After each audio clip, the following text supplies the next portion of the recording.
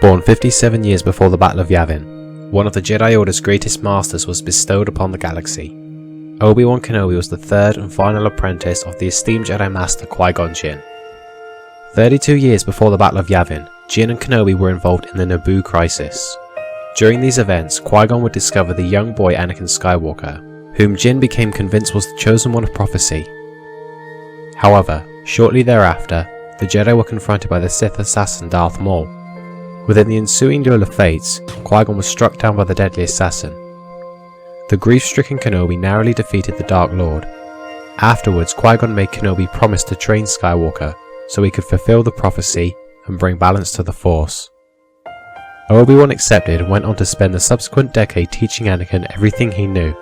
Despite his best efforts, Kenobi was unable to fully teach his Padawan the importance of letting go of one's attachments. And so after the Clone Wars broke out in 22 BBY, along with 3 years of fighting based on a Dark Lord's political lie, Skywalker fell to the dark side of the Force, slaughtering the Jedi Order in correlation with Order 66. The former negotiator and General Kenobi was forced to confront the man whom he loved dearly as a brother, and after a grueling battle amongst the mining colony on the volcanic world of Mustafar, Kenobi emerged victorious, leaving his former student to die. Blaming himself for Skywalker's fall, Kenobi went into exile on the desert planet of Tatooine, whilst he watched over the now Darth Vader's son, Luke Skywalker. 19 years later, Luke inadvertently delivered a plea for help from the Princess of Alderaan, Leia Organa, one of the leaders of the Galactic Rebellion. In response, Kenobi and Skywalker traveled to aid the princess with the help of Han Solo and Chewbacca. Unfortunately, they were intercepted by the Death Star. Whilst attempting to escape this predicament, Kenobi was forced into a rematch with his former pupil. As a result, he sacrificed himself so his allies could escape the battle station and flee to safety. Obi-Wan would transcend the physical plane and re-emerge as a Force spirit, and return periodically to advise Luke. Obi-Wan Kenobi is remembered as a shining example of what it meant to be a quintessential Jedi.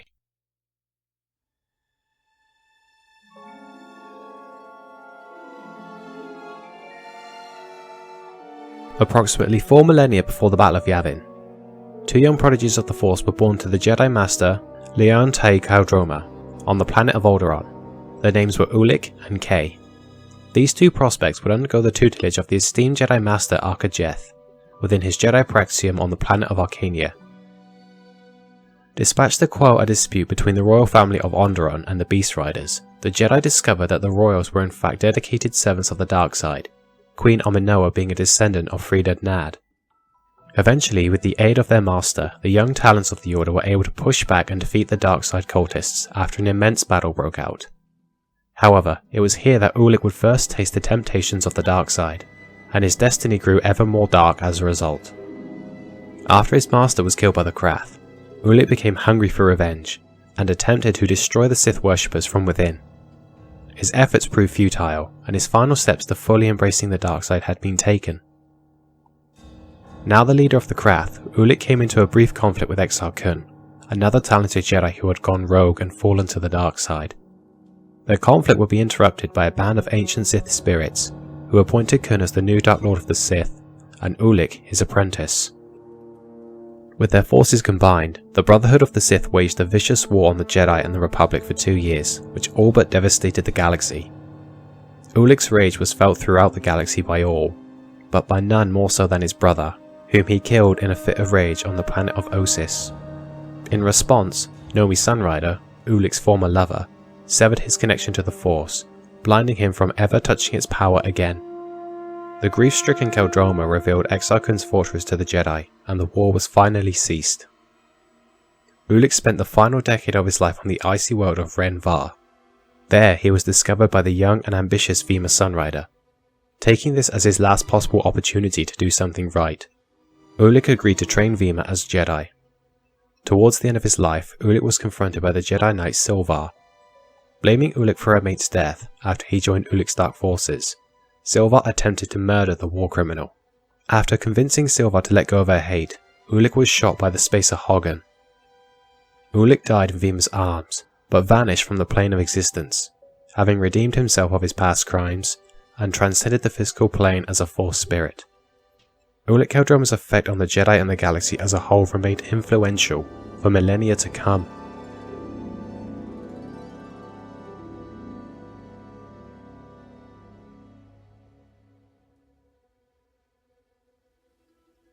In case some of you might be confused, Ulic will be presented by the time of his fight with Silvar, during his exile whilst he is severed from the Force. Naturally, Ben is being analysed at the time of A New Hope, with his appearances from Legends and canon being taken into account. Now then, let's get started on the Battle of the Exiles. Round 1.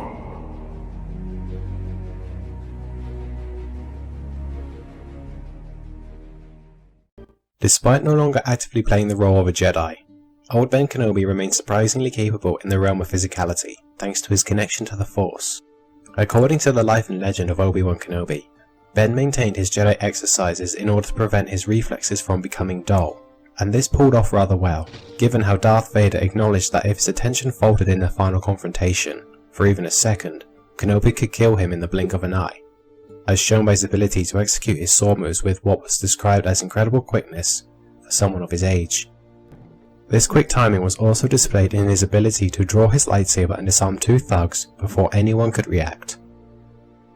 Strength-wise, Kenobi remained respectable also. Just as he'd been able to fend off the cybernetically monstrous strength of General Grievous during the Clone Wars, he could fend off the similarly powerful strength of Vader. Kenobi had displayed a respectable level of resilience amidst his fight with Asherad Head, tanking physical strikes and continuing unaffected, though how well he can do so in his old age, 17 years after this fight, is largely unclear. However, despite his excellent performance, Kenobi's stamina had diminished somewhat. The novel Death Star did make note of his limited stamina during his final fight with Vader, but this too is to be expected given the harsh environment that Kenobi chose to live in during his exile. Prolonged exposure to sun for years, even in our world, is known to have severe aging effects on people, so it would be logical to assume the same thing happened to Kenobi, especially since he was living in a desert with 2 suns. This does seem contradicted by his maintaining of his exercises, though keeping your reflexes sharp isn't going to be as taxing as trying to maintain prolonged stamina. However, despite his physical ability being comfortably outside its natural prime, old Ben Kenobi to this day is weak and feeble only at first glance.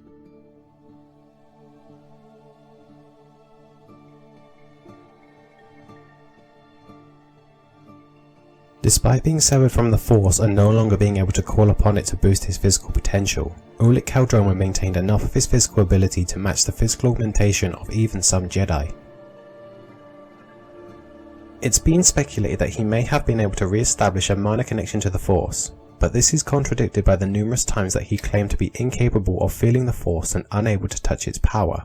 I doubt someone trying to redeem himself for the crimes he committed would lie about something this controversial. Regardless of this, Ulic maintained enough physical strength to fend off the animalistically savage blows of the angered Silvar and was capable of reacting to her Force-augmented reflexes, despite only fighting with defensive techniques, and Silvar attempting to kill him as quickly as possible through her unrelenting assault. Ulic's resilience was one of his most profound attributes during his days as an active Force wielder, and even now, while severed, he remained as tough as nails. After being buried alive beneath a large snowfall, Ulic managed to survive and hold out for an extended period, and pull himself free and make a full recovery, surviving purely on sheer willpower alone. His stamina remained sufficient, thanks to his frequent sparring matches and exercise routines with Vima's Sunrider. Ulic Qel-Droma may be severed from the Force, but his physical capabilities would no doubt leave even some Jedi jealous.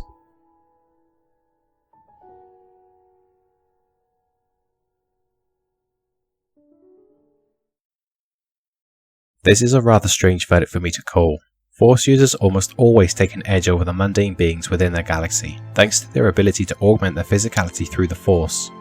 However, despite this, Ulic appears to remain in better physical condition regardless of his diminished connection to the Force.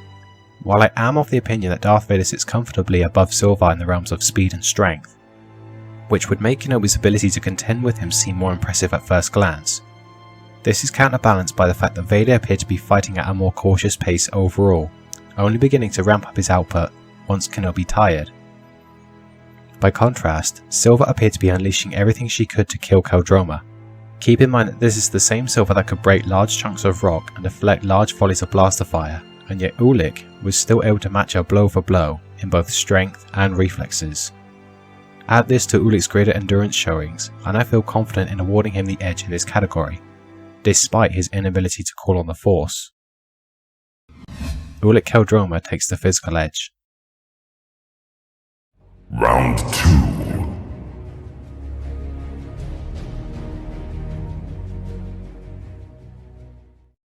Obi-Wan Kenobi was regarded as one of the greatest lightsaber duelists of the Clone Wars era, primarily known as the greatest practitioner of the third form known as Surisu.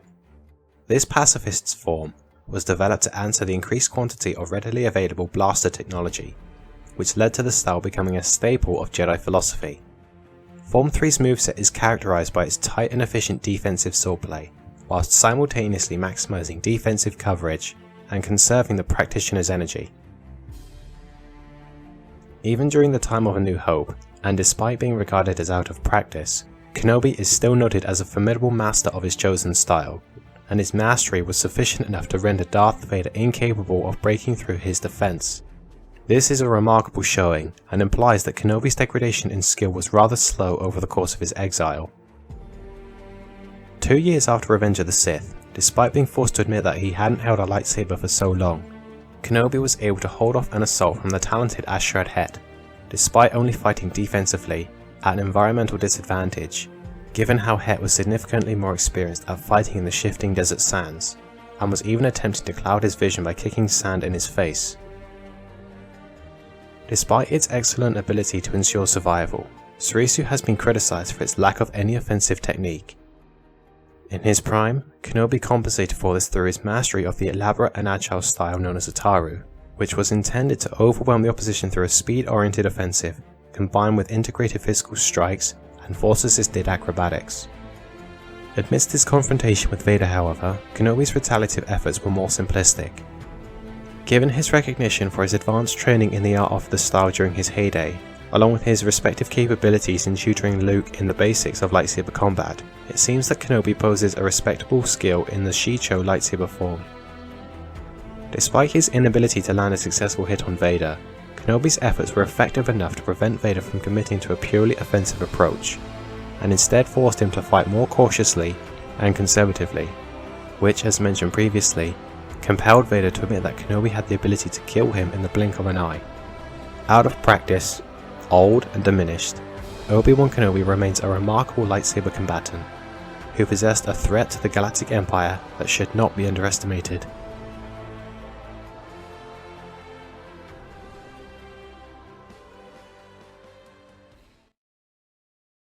Once one of the most talented lightsaber students of his time, Ulic Qel-Droma was an accomplished duelist who, prior to his prime, managed to stalemate Exar Kun in lightsaber combat, who was regarded as the greatest student of the renowned combat instructor Bodo Siask Bas, and possibly the greatest duelist at that time, and Ulic himself having mastered lightsaber dueling in short order. Ulic was known to specialize in the strength-oriented variation of Form 5, Gemso. The fifth form's focus was based around turning an enemy's own offensive back at them, utilizing swift counterattacks followed up from defensive parries. While the Shien variant was intended for blast deflection, Gemso was designed for lightsaber dueling, but placed a much heavier focus in dominating one's opponent through the use of strength. Ulic became an unparalleled master of the style during his time as a Jedi and Sith, and even at this time he remains a fantastic lightsaber combatant, despite his inability to touch the Force. While all beings, mundane included, can develop a certain level of skill with a lightsaber, the reason why Force users are best suited to wielding the weapon is partially thanks to their ability to anticipate their enemy's intentions through their use of Force precognition, but also thanks to their ability to augment the physicality through the Force, due to the gyroscopic properties of the lightsaber, making the weapon difficult to handle. As Ulic would say to Vima, "I can still feel the blade, though I can't feel the Force." This implies that Ulic's baseline level of natural skill with the weapon was honed to a remarkable level even without his physical augmentation, as if he honed his skills to a level where they felt like a trained reflex to which he will always remember. He maintained this baseline level of skill through his training of Vima Sunrider, ensuring his skills remained sharp, even if only to keep her safe. This degree of skill was shown through his engagement with the Angered Silver, Throughout this engagement, Ulic fought purely defensively, all the while attempting to reason with the Cathar Jedi Knight, implying that he was holding back amidst this confrontation. This showing is made all the more impressive given that Silvar was a talented duelist herself, having been known to spar with Exar Kun, and having gone on to slay several of Kun's Massassi warriors, before only being brought down by the way of injuries she sustained. She also managed to kill an entire nest of deadly Kiltics, including their queen. By extension, this would make Ulic's ability to fend off such a talented foe, who was out for his blood, and seemingly attempting to overpower him as quickly as possible, all the more impressive. Ulic Qel-Droma may be blind to the Force, but he is a force to be reckoned with regardless.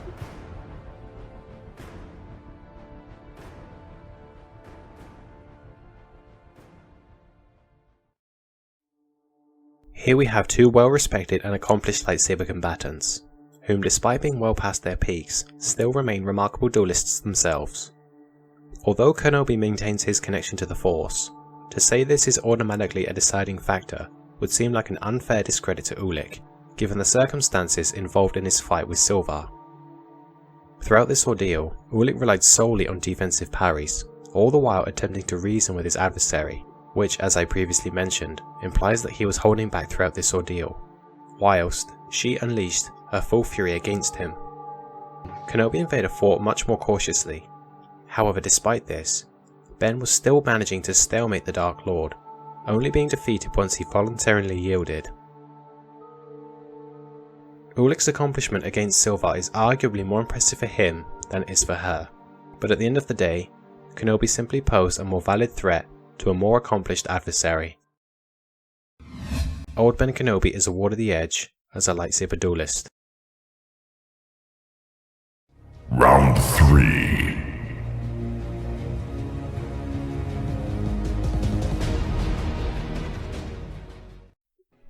I don't usually combine these two sections together, though for the sake of this video, I will make an exception. In regards to weaponry, both combatants wield standard single-bladed lightsabers that offer no functional advantages beyond the standard, with slight differings to their hilt designs and different coloured blades, nothing of which warrants any sort of advantage. It is speculated that Ulic may have been able to re-establish a minor connection to the Force, given his transformation into a Force spirit upon the completion of his redemption and his subsequent death, along with a possible example of him communicating with Arcajeth's ghost, though Ulic believed himself to be going crazy. But even if this is the case, Ulic would repeatedly state his inability to feel the Force and therefore was incapable of applying it combatively.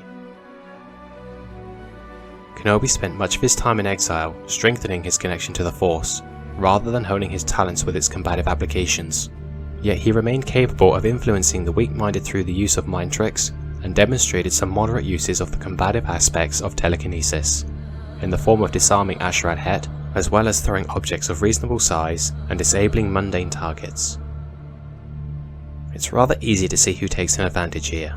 Luckily for Ulic, Ben by the time of his fight with Vader didn't appear to favour a significant use of the Force beyond his physical augmentation, but regardless, having an ability to use the Force at all is still better than not being able to. So naturally, old Ben Kenobi gets the overall edge. Final round.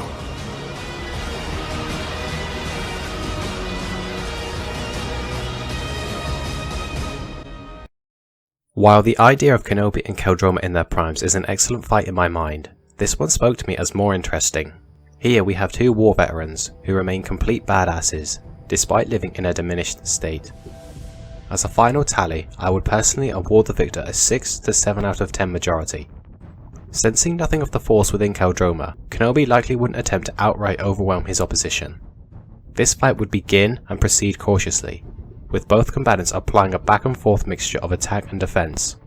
As the fight progresses, both would ramp up their manner of application, applying more offensive counters. However, Kenobi's counters would be more effectively timed, and he would better anticipate his opponent's own retaliations. Not inclined to deal a killing blow, Kenobi waits for the right opportunity, and executes one swift strike to disarm his opponent, dismembering him if necessary. Standing over his defeated opponent, I declare old Ben Kenobi, the exiled Jedi Master, the victor. Well, ladies and gents, Thank you for watching the Battle of the Exiles. I found this more interesting than attempting to compare the two in their primes. As always, feel free to leave any thoughts and questions you may have in the comments section, and I shall see you next time. Goodbye, and may the Force be with you.